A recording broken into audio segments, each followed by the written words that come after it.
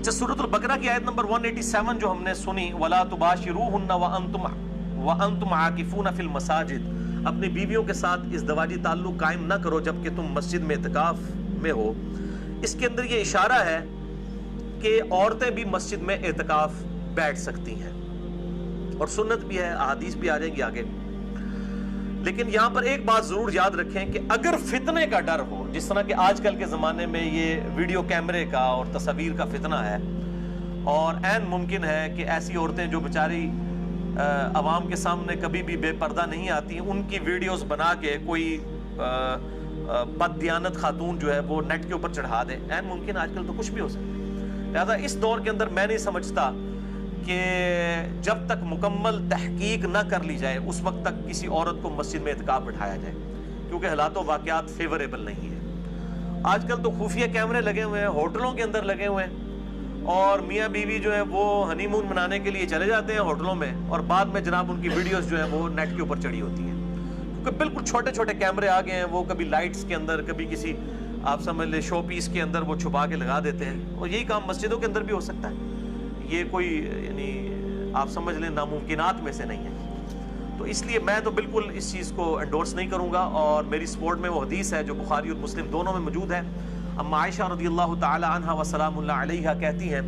کہ اگر نبی علیہ السلام میرے زمانے کی عورتوں کو دیکھ لیتے تو ان پر مسجد میں جانے پہ بھی پابندی لگا دیتے۔ یہ اما عائشہ اپنے زمانے کے بارے میں کہہ رہی ہیں حضور کی وفات کے بعد، بخاری اور مسلم دونوں میں یہ حدیث موجود ہے۔ اور اما عائشہ سے بڑھ کر کون نبی صلی اللہ علیہ وآلہ وسلم کے مزاج سے واقف ہو سکتا تھا، مزاج رسول سے آشنا تھی آپ رضی اللہ تعالیٰ عنہ، اور وہ کہہ رہی ہیں کہ اگر میرے زمانے کی عورتوں کے حالات آپ صلی اللہ علیہ وآلہ وسلم دیکھ لیتے تو مسجد میں جانے سے بھی روک دیتے۔ تو اعتکاف یہ تو اس زمانے کی بات ہو رہی ہے 1400 سال پہلے، میں تو آج کی بات کر رہا ہوں 3 جون 2017 کی۔ تو یہاں کے حالات و واقعات اور کیمرے کا جو فتنہ ہے کس طرح ابھر کر اس وقت پبلکلی سامنے آئے، لہٰذا اس صورتحال میں بچنے میں ہی عافیت ہے۔ اور اس حوالے سے میں نے ڈیٹیل لیکچر بھی دیا ہے عورتوں کے پردے کے حوالے سے، اس میں میں نے اس طرح کی کئی احادیث ہیں مکمل ڈیٹیل کے ساتھ، ان کے انٹرنیشنل نمبر بھی احادیث کے بتائے ہیں، مسند نمبر 161B عورتوں کے پردے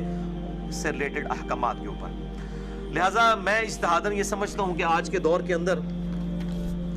اگر مسجد بیت کے اندر یعنی گھر میں جو مسجد ڈکلیئر کی جاتی ہے، اور بخاری و مسلم میں کئی احادیث ہیں کہ کئی صحابیات تھیں جو آپ صلی اللہ علیہ وآلہ وسلم کے پاس حاضر ہوتی تھیں کہ یا رسول اللہ آپ ہمارے گھر میں آ کے ایک کونے میں نماز پڑھ لیں، ہم اس گھر کے حصے کو مسجد ڈکلیئر کر دیں۔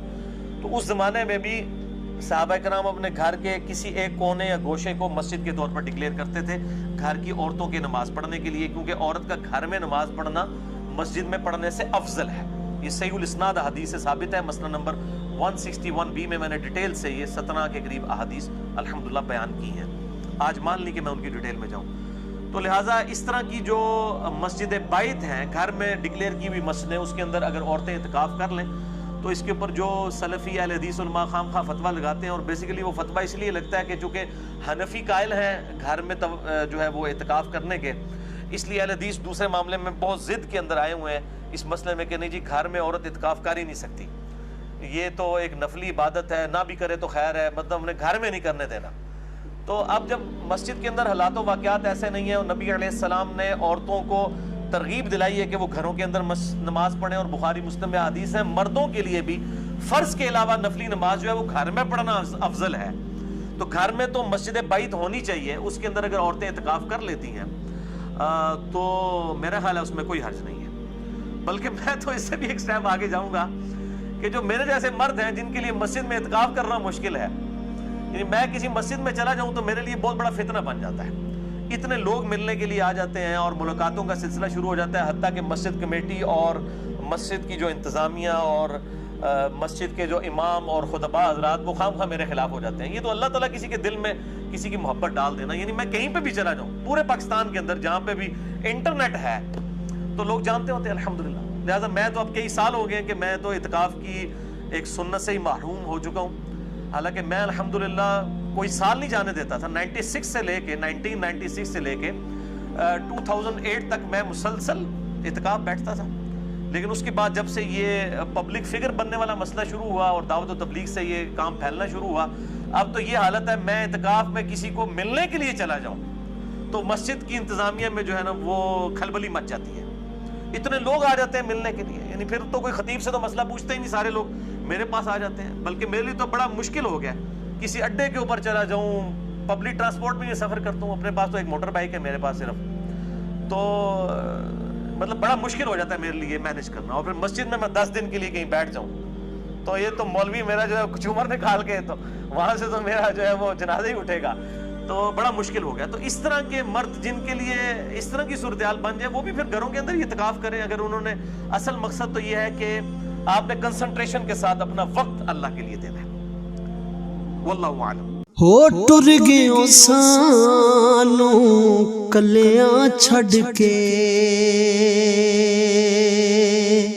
دس کیویں دل پر چاہیے،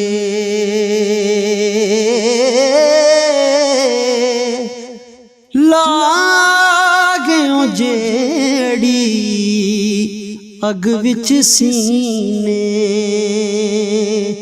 ہن کا دے نال بجھائیے۔